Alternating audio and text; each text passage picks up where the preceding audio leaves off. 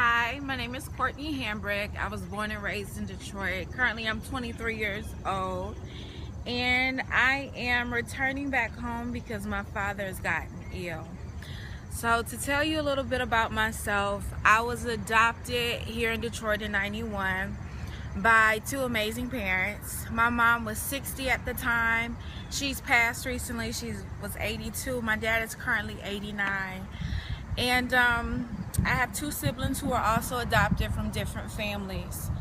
They're older than me. I'm the youngest. They are 26 and 30. So I was diagnosed with epilepsy at the age of 8. They realized I had a brain tumor that had to be removed. And about 11 years old, I had that removed. And ever since then, I've been having seizures. And of course, there are different types of seizures. I have the kind that is stereotypical, where you shake and lose consciousness and fall on the ground, and all that stuff. But you know, I move with it. I work with it. It has not stopped me. I am proud to say my parents have been supportive of me since I was a little girl, and I am fortunate enough to have graduated from the best HBCU in the nation, Spelman College, as well as received my master's from Boston University School of Medicine.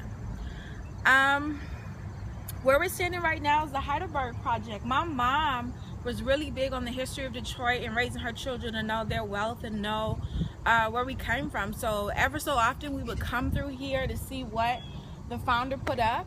And a lot of things have changed because I've been out of city for quite some time, off at school, but a lot of things have changed. I remember when it was first started, my mom was telling me that he was told to tear down the art, that it was just a lot of junk accruing on this block and people really didn't like it, but now it's critically acclaimed and protected across the nation and things like that, and it once wasn't like that. So when I see it, I think about how you should never let someone stop your art, never stop your progress, never stop your growth, because sooner or later they have to acknowledge you. So now we have people all over the city who were unaware of it, people all over the nation coming to see it and looking at its peculiar beauty, because some may think that he's just putting junk out, but I find it just to be beautifying Detroit in an area in which we really needed that. Detroit is a beautiful place. Of course, I believe there's nothing like it because I grew up here and I'm a product of Detroit, and I am everything Detroit has made me. So when I think about it, when I think about Detroit, people may think, you know, it's a poor place, it's a vulgar place, it's a place where you got to clutch your purse because you never know, they might come up on you.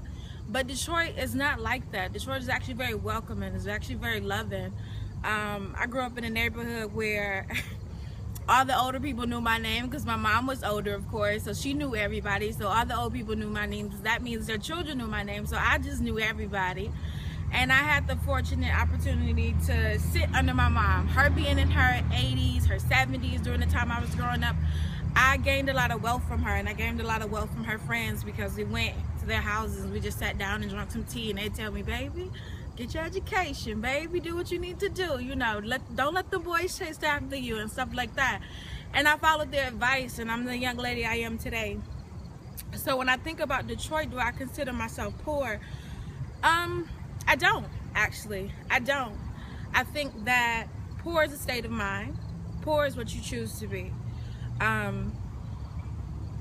I guess if the government was to step in and look at our assets, they would say we fell below the poverty line, but that really didn't bother us. Like, we had more than enough. I don't remember days actually being hungry. I don't remember days where I wasn't clothed. I don't remember days where I felt like, man, I wish I had something that I didn't have. I don't remember those days.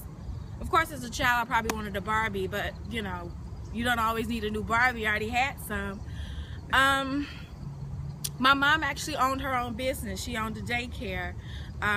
Before adopting me, she owned a daycare all her life. She got her license in daycare. She was a caretaker of elderly people and everything. It was called Levatus Daycare, Levatus Services. And she kept that legacy going even after having me and my brother and my sister, after having adopted us. So no, I don't consider myself poor. My dad worked for Ford for 30 years and also was in the Navy since he was a kid. He was born in 26. My mom was born in 32. So they had seen a lot. They had seen a lot in regards of the nation changing, Detroit changing, and I feel like I have their wisdom. So a lot of things I don't have to go through because I listen to them and I take their wisdom and I run with it. And I feel like I'm a little bit aged beyond my years because I know some things they told me to look out for. So when I think about the assets that Detroit has to offer, I think it's endless. It has changed, of course, since I was a kid, but it's still endless. Like right down the block here, there's this center I used to go to every summer.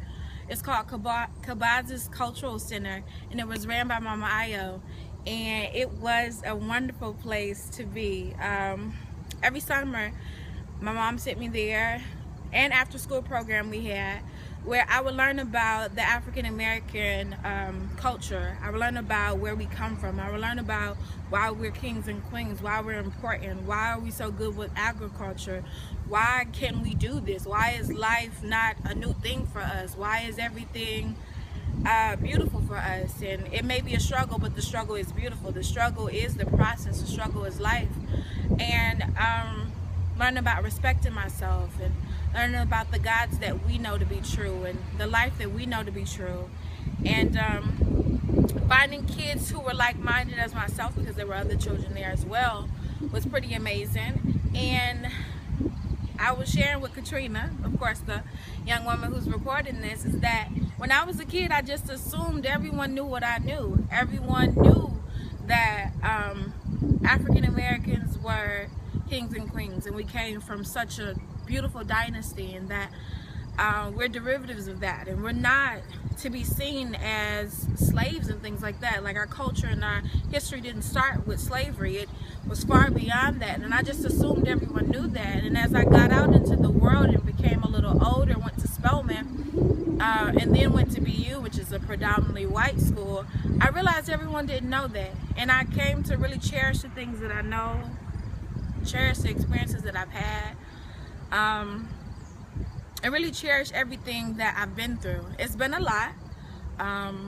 It's been a lot. Like I said, my mom has recently passed, which has been a lot to go through. My dad is currently ill, and that's why I'm back in Detroit. I didn't have plans on coming back, but here I am. And I don't regret it.